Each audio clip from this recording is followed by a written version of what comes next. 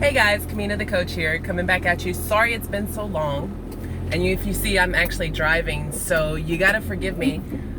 For some reason, I just have so much stuff going on, so I'm working on making a bit more space inside of my life.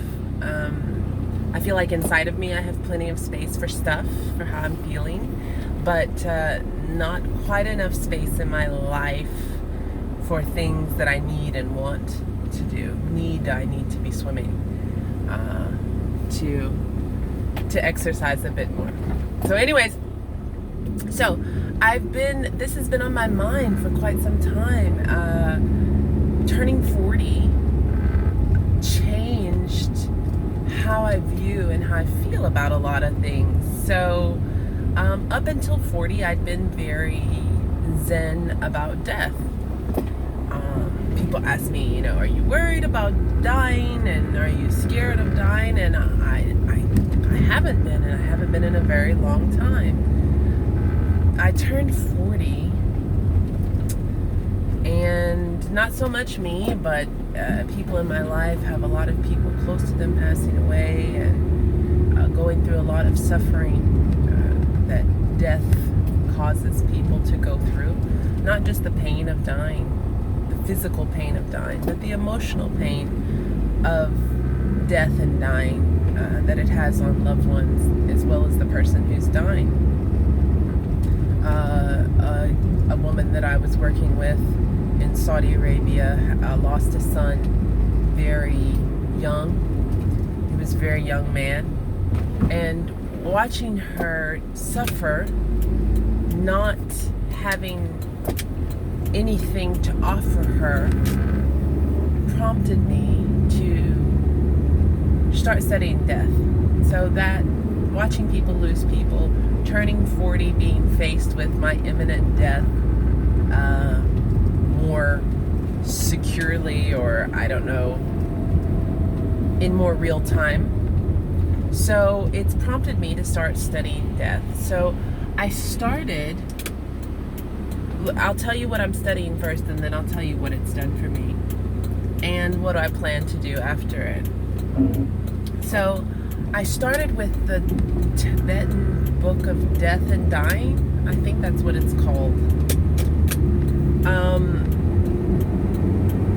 So I was excited about, in my travels around the world, just so you know, because you know that I don't have any family, but not having any family has caused me to search religiously. I started religiously, and then I kind of morphed into spirituality. But not having family, searching, so I went to seminary and studied Christianity, and then I studied Islam in Saudi Arabia. So luckily I did some studying of Buddhism before I got here to Thailand. And Buddhism isn't really a religion. However, depending on where you live, religion is really part of the culture, or what they believe, what they practice is really part of the culture. So you lose quite a bit of the authenticity of the practice, because it becomes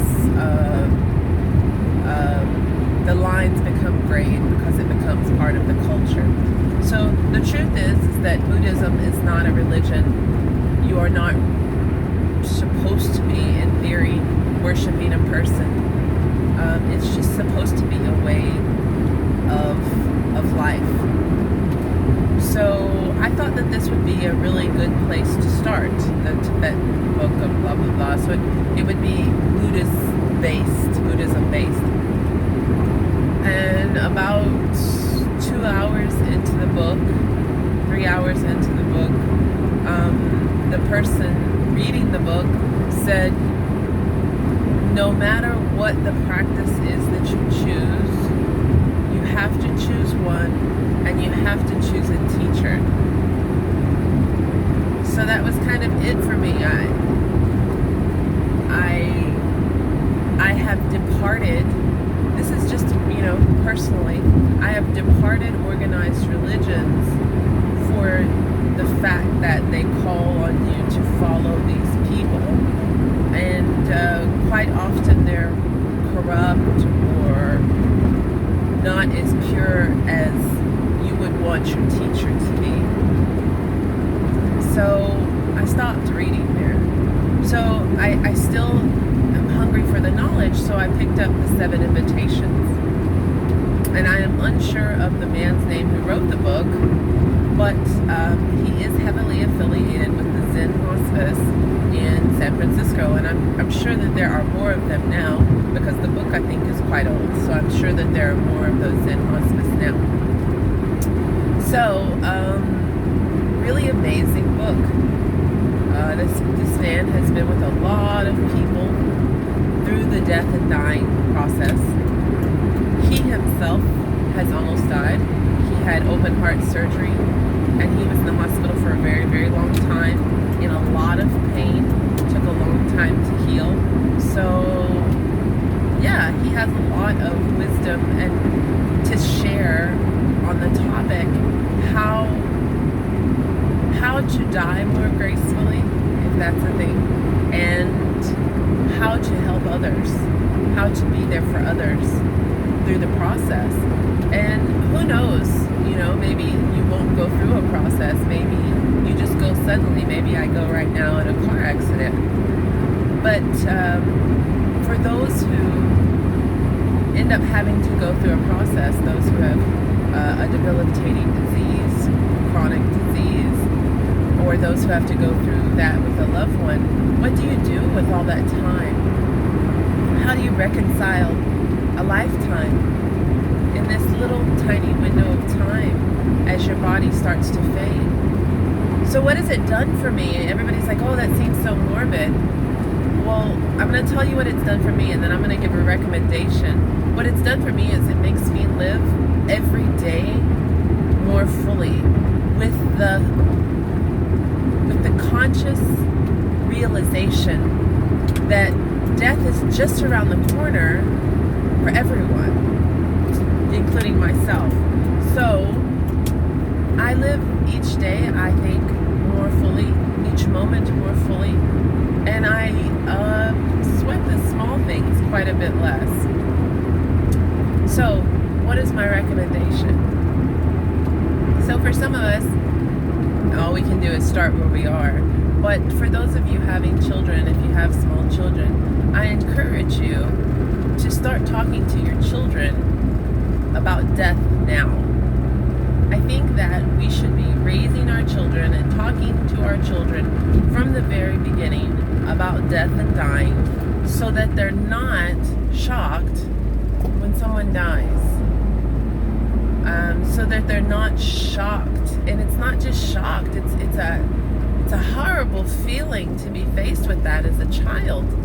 A horrible disillusionment and horrible shock to the system, but not if you've prepared them for it. It will also help them live life with more meaning. So teaching children from the time that they're old enough to understand, I would say 3, 4. Teaching children from the time that they're old enough to understand what is death will stop them from being so shocked about death, and it will help them live life more fully. So for you, I recommend that you also start thinking about death, living each day with death in mind. This is pretty amazing, right? That I can give advice and drive these treacherous roads at the same time. So living life with death in mind so that you can live each day more fully, and so that you're better prepared when the inevitable end to this period comes. And so we'll end with a little bit of wisdom that I got off of some movie. But it was really a great piece of wisdom. A child is in the womb, living in their own world for almost 10 months, and they don't know that another world is just 2 inches away. A complete new world. So wouldn't it be interesting if that's the case right now? We're living life in this other world, and there could be a completely different world for us just 2 inches away. Who knows? Make peace, reconcile this life. It'll help you live life, live every moment, every day more fully. I wish you, as always, peace, love, joy, and happiness. Kamina the Koach, coming at you from the car in Thailand. Until we speak next time. Peace.